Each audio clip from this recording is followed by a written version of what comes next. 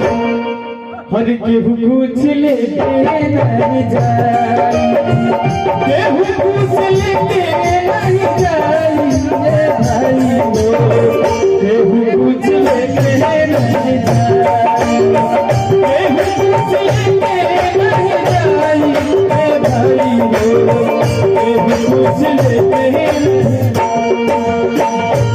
बना लो।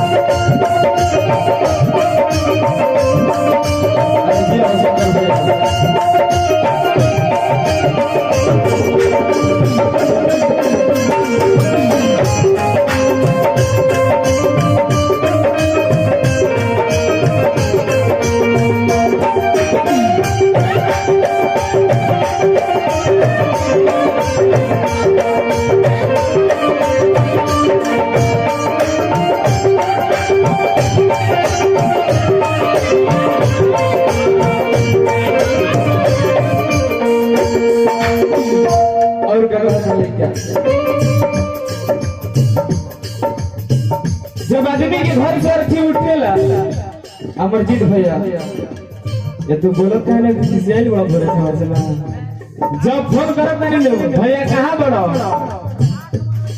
रुक रे घरे झगड़ा कइले बड़ी सब आही दादा झगड़े भैया मिली रहत रे, लेकिन जब घर से अर्थी उठेला अमरजीत भैया तो बियाह शादी में कहार लगे, लेकिन एहू में कहार लगे लेगा चारी कहानियां घास की डोलियां, चारी कहानियां घास की डोलियां, लाला की सबरिया बाजारिया, लाला की सबरिया।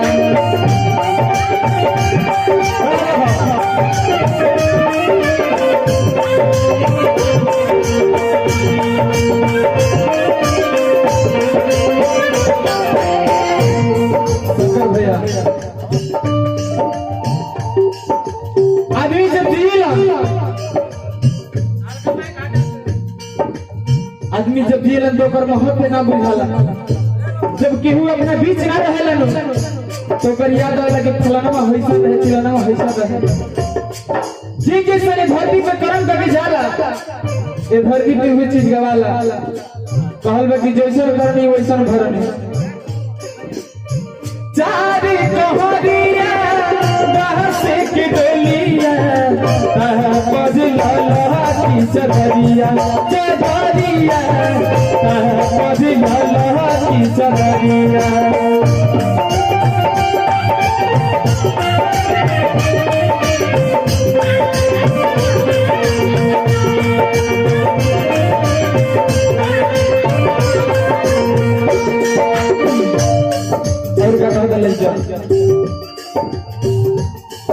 अरे सोना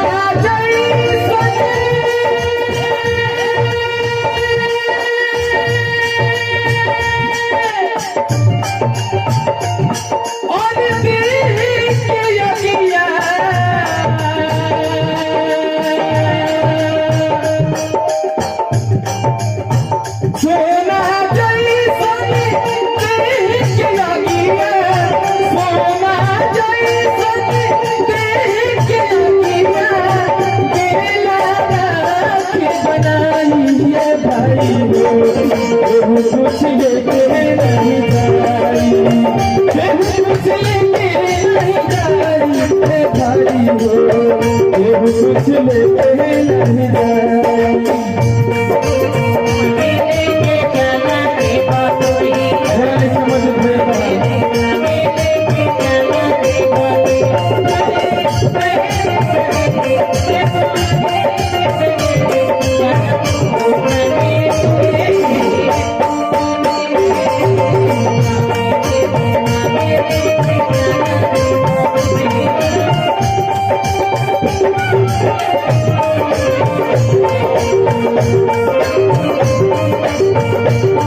Thank you.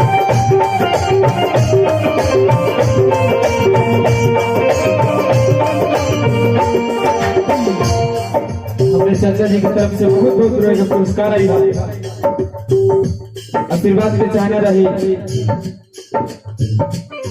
लेकिन जीएलएफ में बनाल हुआ कि भाई चीज गलती हो कि सही हो, जो गलती है सही के परिकोप ना निकाल रहे, परिणाम ना निकाल रहे, तो ये चीज मालूम ना रहती है चीज गलती होता है कि सही होता है। कैसे कि जेल पे आदमी गलत काम करते रहे, फलाना भाई गलती करता है चाचा, अरे है सही करता रहे, सही से कहलबा पाप यौरी मोने के दूरी गोड गादिया जे बनी जे कदम मुसाफिर मुसाफिर, जे बनी जे कदम मुसाफिर।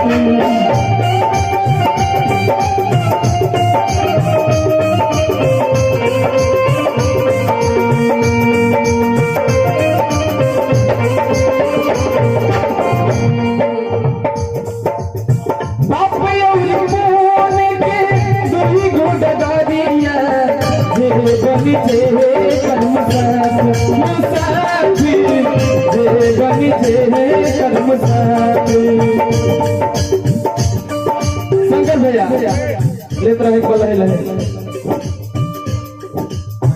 कि धर्म राज के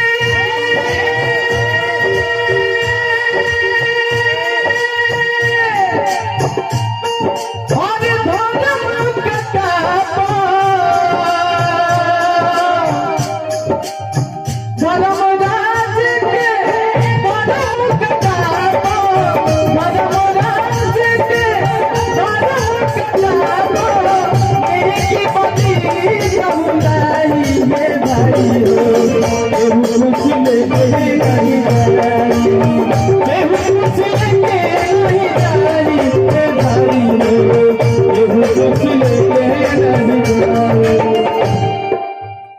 एक बार देखी हम जाना था नहीं सबके अच्छा लगे चाहे बढ़िया लगे सबके ऊपर दोनों हाथ उठाई जा, चारे आदमी बानी जो तनी उठाई जा तब लागे कि नहीं पीऊ सब कुछ गावत त निक लागत चाहे खराब लागत, तनी दोनों हाथ उठाई जा। चाचा ये महाराज जिया तनी जा तबे न उसा दादी तब ऊपर चल गेली, अब ऊपर से हम लोग के जन हमनी के भगवान हो गई, अब हमनी के जन करब ऊपर से उठा के देखो ये सब हमनी के जब तक जिया तनी जा कहल बा कि जब तक जिए के तब तक सिए के बा हनु तनी दोनों हाथ उठा ली जा, मीठा मीठा ताली बजाई जा भैया उहे से लेके बा। अरे केहू कुछ लेके नहीं जाई, केहू कुछ लेके नहीं जाई ये भाई हो, केहू कुछ लेके नहीं जाई।